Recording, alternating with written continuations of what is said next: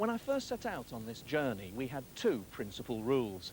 The first was that everything we shot would be spontaneous and as it happened. Nothing would be staged.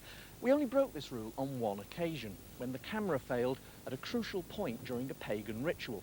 We tried to do it again, only this time the lights failed. On the third occasion, camera and lights went down simultaneously.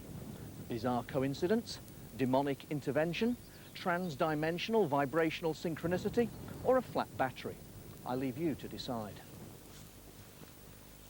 The second rule was that we would avoid the mainstream religions because everyone knows, more or less, what they're about. But then we stumbled across an avowedly Christian sect whose sacred artifacts included a Buddha, a Statue of Liberty, and a garden gnome. It's Christianity, Jim, but not as we know it. In fact, it's the Summit Lighthouse. It's in the East End of the City of London, and even on a hot summer's night, it's worth walking past the pub to get to. The Summit Lighthouse teaches that God can be experienced by invoking the violet flame. One way of doing this is by decreeing or chanting.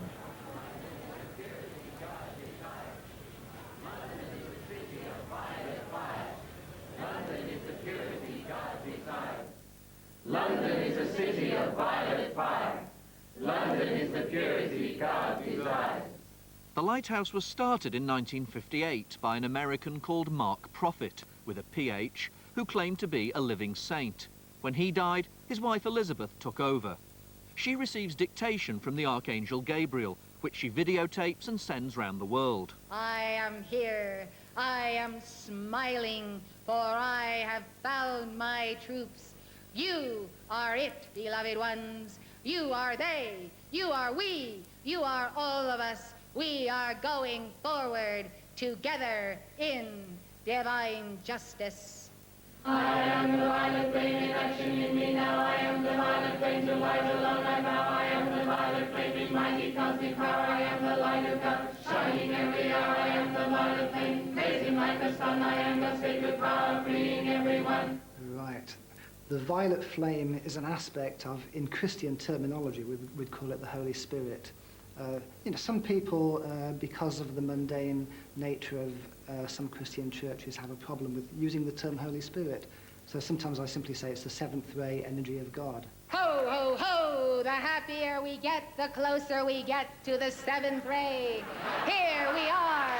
Ho, ho, ho! Here we are. Ho, ho, ho! Here we are. Thrust home, I say. Thrust home to the heart of every heart in the universe. For the violet flame will purify your hearts. It will make of your heart a purple fiery heart. It will dissolve the hearts of the wicked, whereby they may become converted, beloved ones. And if they are not converted, they will be perverted forevermore and bound and taken to the gourd of the sacred fire. They listen to Strauss because the 3/4 time of the Trish Trash polka is thought to embody the essence of the violet flame, suggesting that Johann himself might have been a believer. I perfectly accept that there are plenty of ways up that mountain. It just depends how quickly and how direct you want to go. That's, for me, one of the fundamentals of what we do. It's a very individual path.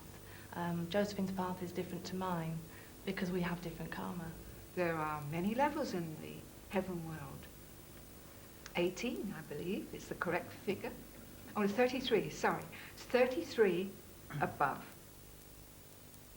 Perhaps it's because they're dealing in potentially confusing metaphysical concepts that they have such enthusiasm for statistics and percentages. You've got karma. We all have. That's why we're here. And we have to balance that karma to 51%.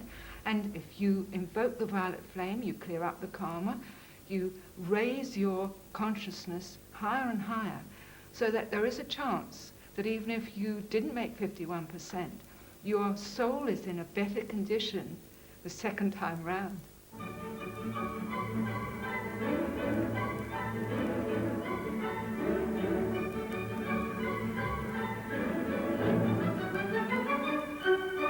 I'm going to introduce you to my best friend, yeah?